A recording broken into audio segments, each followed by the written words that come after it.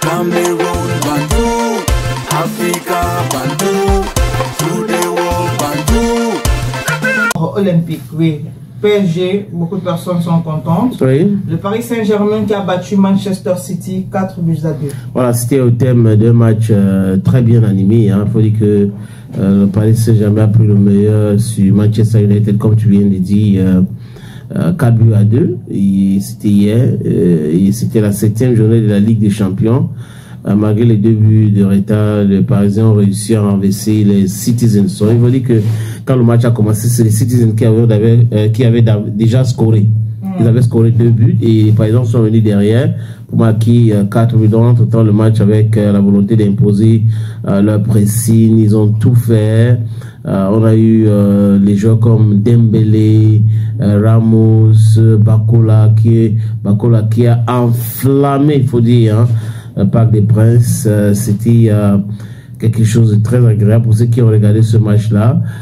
C'est le 4e but, c'est à la 90e minute que le PSG a scoré les 2 derniers buts. Donc tu peux comprendre pourquoi est-ce que c'était très enflammé.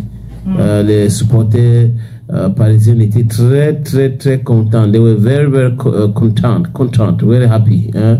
Quand on dit happy, on dit content aussi, non? Tu comprends un peu ce qu'on veut dire. Maintenant, le Paris Saint-Germain ne s'est pas qualifié déjà. Hein? Okay. C'est pas encore qualifié. Parce qu'on parle là des barrages. Et là, on va faire comme le Cameroun, non?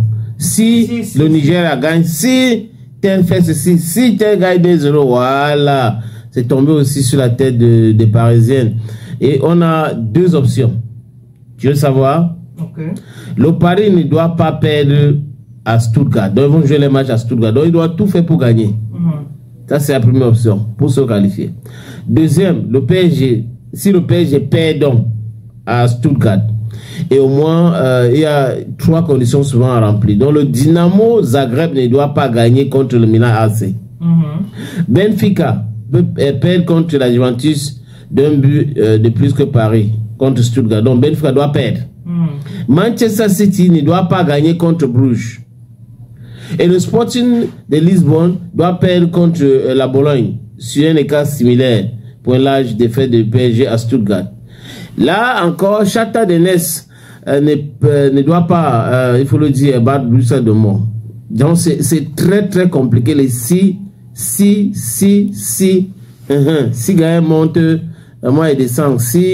Donc c'est très compliqué pour Paris. Mais bon, espérons que le club parisien va se qualifier. Et on a devant nous ici, on va vous donner le classement. Il y a le classement de cette classement complet de barrage de la Champions League. On va juste à présent donner le nom des équipes qui, si on s'arrête là, qu'on s'en tienne à ce résultat, ils sont qualifiés.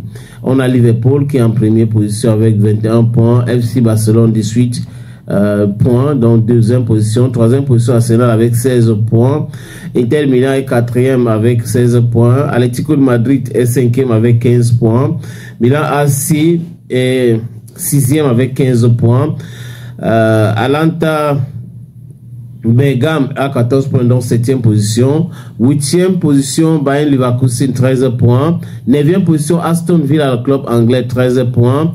10e position, Monaco, avec 13 points. 11e, Feyenoord Rotterdam, c'est un club néerlandais. 11e position avec 13 points. Lille est 12e avec 13 points. Brest est 13e avec 13 points. 14e, Borussia Dortmund à 12 points. 15e, Bayern de Munich à 12 points. Il faut dire que Bayern a perdu aussi son match. On a en 16e position Real de Madrid avec 12 points. 17e position Juventus de Turin avec 12 points. 18e Celtic Glasgow avec 12 points. Ça c'est 18e. 19e PSV Eindhoven, club néerlandais avec 11 points. On a Benfica Lisbonne qui est 21e avec 10 points. Paris Saint-Germain 22e avec 10 points. Sporting Lisbonne 23e avec 10 points. Et on a enfin 24e VSB Stuttgart qui est 24e avec 10 points. Les autres équipes qui peuvent se repêcher, si ça dépend des matchs que les autres vont jouer, si les autres perdent, ils peuvent monter. Il s'agit là de Manchester City qui a 8 points et 25e. Et il y a des autres. Voilà donc le classement de la Champions League à l'heure où nous vous parlons.